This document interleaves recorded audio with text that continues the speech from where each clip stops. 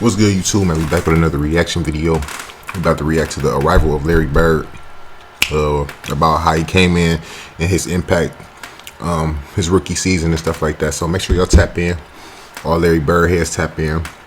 We're trying to get the channel to 10K subs. So make sure y'all tap in. Make sure y'all subscribe. I appreciate everybody. That's been flooding the comment section, liking the videos, because we're trying to get back into the YouTube algorithm. We're trying to get the 10K subs. Donate to the channel because we're trying to upgrade to the green screen. With that being said, follow my social media accounts. Check out the description box, man, and let's get it. Returning to glory in the mid-70s, the Celtics would once again begin to decline. Mainstays departed. Some were traded. Others said goodbye to the game forever. And even the strong-willed Dave Cowens lost his desire to play. He would briefly lead the team in the 77 season. He just didn't feel like he had the old Celtics spirit, the old Celtic tradition, so he just wanted to get away for a while. And the changes showed on the court. The perfect Celtics were leaving, while the wrong ones were coming in. New additions Sidney Wicks and Curtis Rowe were the opposite of all the team had stood for. The Wicks and Rowe came to symbolize this terrible time in Boston sports. Selfish ball players who wanted the rock, wanted touches, weren't worried about winning. I think one of them had the quote, "The W's and L's don't show up in my paycheck." The downward spiral continued when the team's ownership dealt 3 first-round draft picks for Bob McAdoo. Yeah, for Bob. They had an ownership situation where John Y. Brown bought the team and traded away all the future that Red Auerbach had carefully managed to acquire in trades.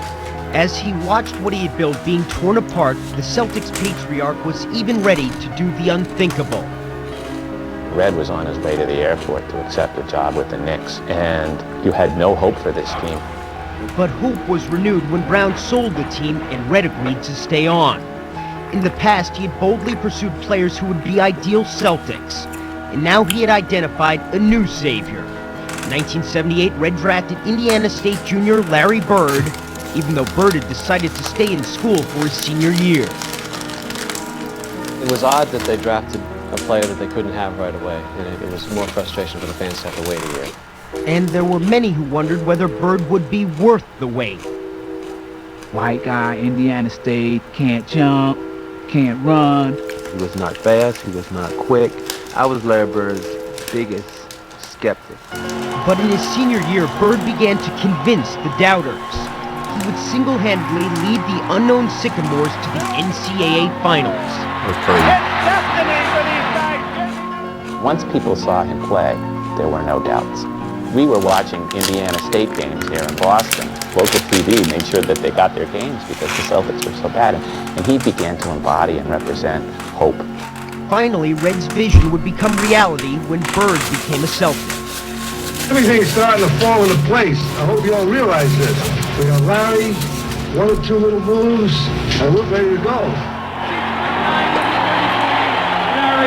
The first game, I just remember so vividly, they announced Larry Bird's name, and somebody from one of the top first teams ride, they was loving him, and it was ass like dub, he freaked out and there. it flew around the building. Yes. Like the season before. Oh, that was incredible. Yes, it flew across the garden, and the place erupted. That was unbelievable. This was the the unleashing of Larry Bird. And Bird would pay immediate dividends. That's tough. Look at that shot, bro. Spin dribble. Oh my God, good shot. I mean, good move. And good shot. Talking about that crossover though.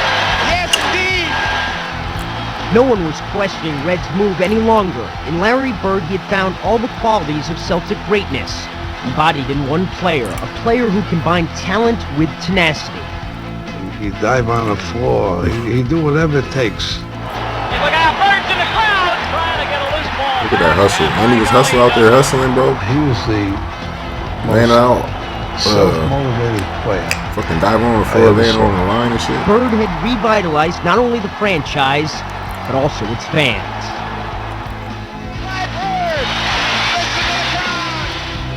They're hot, they're selling out, they're winning, and it really feels like the old days now. And for Red, this is a crowning achievement. You know, he's got his kind of team back again now.